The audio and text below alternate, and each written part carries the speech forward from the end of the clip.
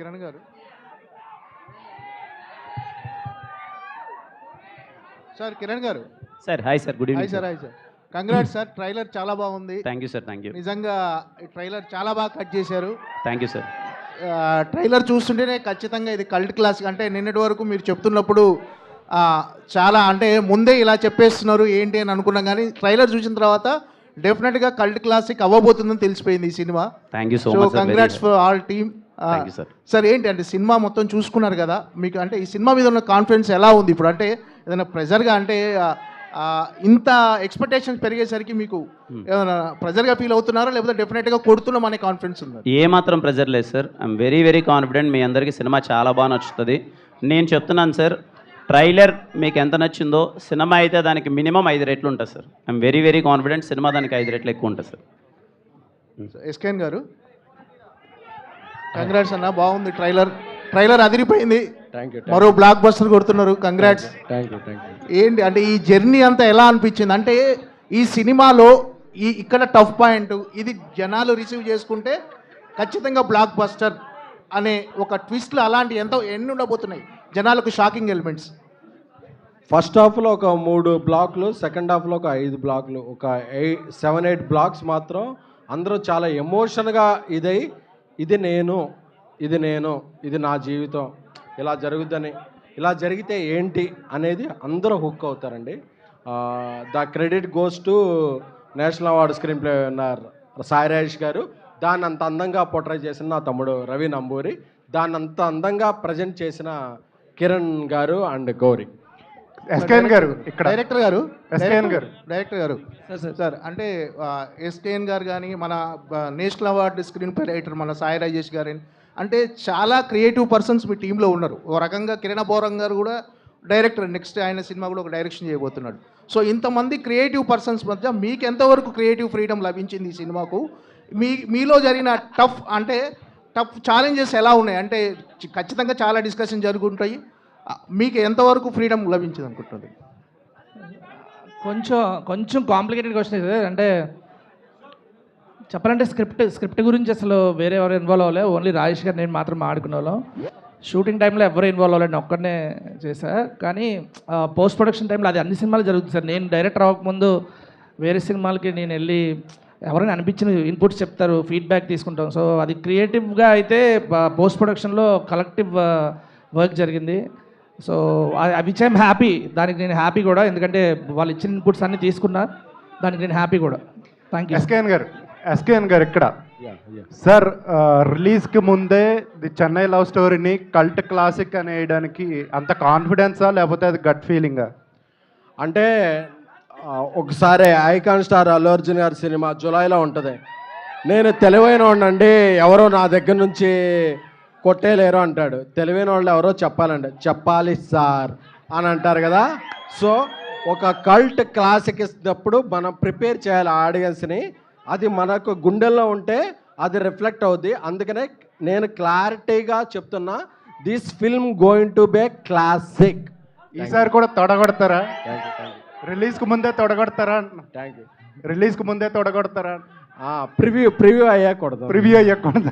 Sir Kiran sir hi sir. Sir గతంలో కూడా వచ్చినప్పుడు 4 సినిమాలు మీ సినిమాతో పాటు పోటీ పడి, అప్పుడు కూడా మీరు వెనక తగ్గలేదు. ఇప్పుడు తమిళనాడు సీఎం గారి సినిమా వస్తుంది 23వ తారీఖు, ఇప్పుడు కూడా వెనక తగ్గల. దీనికి ఆన్సర్ చేశారు, బట్ నాకు ఎక్కడ సంతృప్తి కరలా. ఇది కాన్ఫిడెన్స్, ఎందుకంటే మీరు ఎప్పుడు కూడా రాయచోటి ధైర్యమో ఎక్కడ ధైర్యమో రాయలసీమ ధైర్యం అర్థం కావట్లేదు. కానీ బట్ ఒక మాట మీద నిలబడితే అదే మాట మీద ఉన్నారు. ఏంటి కాన్ఫిడెన్స్ అనేది అంతా? 100% సార్. అంటే కంటెంట్ మీద నమ్మకం, మంచి సినిమా, మా ప్రొడ్యూసర్స్ చాలా కాన్ఫిడెంట్గా ఉన్నారు, వాళ్ళ సపోర్ట్ చాలా బాగుంది. అండ్ నేను నమ్మేది ఎప్పుడు ఏంటంటే, మనం డేట్ వేసాం ముందు జూలై 24th రావాలని చెప్పి.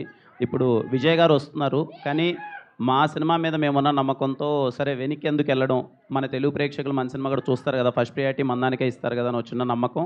అండ్ సినిమా చాలా బాగా వచ్చింది కాబట్టి వెరీ కాన్ఫిడెంట్గా ఉన్నాం సార్.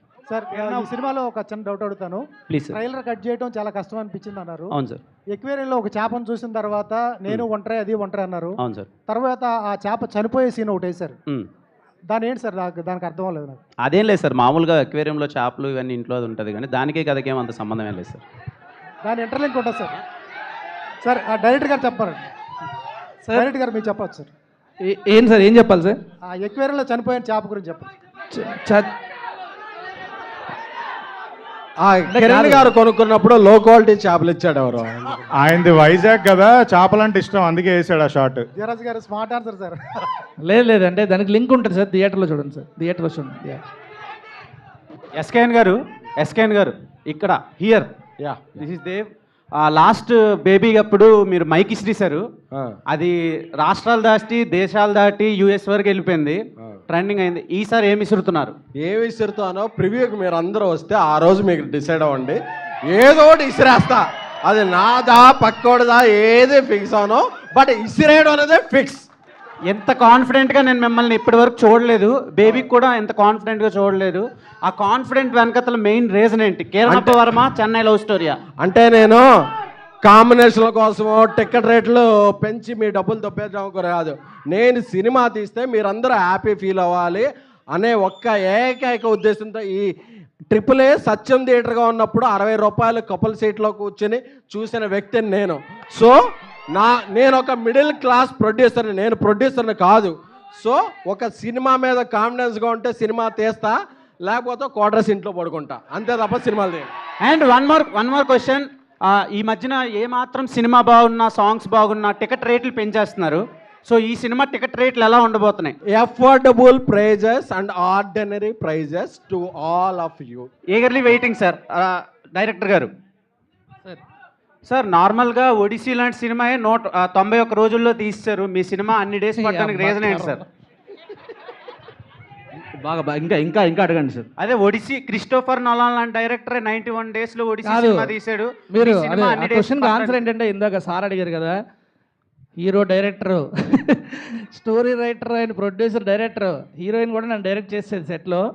సో ఇంతమంది డైరెక్టర్లు ఉన్నప్పుడు నేను సినిమా తీయాలంటే ఎలా ఉండాలి? ఇప్పుడు ఎవరు నన్ను క్వశ్చన్ చేయకుండా ఉండాలంటే సో టైం పట్టింది. చెక్ అని కొంచెం గట్టిగానే, వెరీ సారీ. నేను ఆల్రెడీ ఎస్కేని ప్రామిస్ చేశా. ఇప్పుడు ఏదైతే ఎక్స్ట్రా డేస్ చేశానో అది నెక్స్ట్ సినిమాలో ఖచ్చితంగా కాంపెన్సేట్ చేస్తా. Thank you. మళ్ళీ ఈ క్వశ్చన్ అడగద్దు ప్లీజ్ ఎవరు దయచేసి. గౌరీ గారు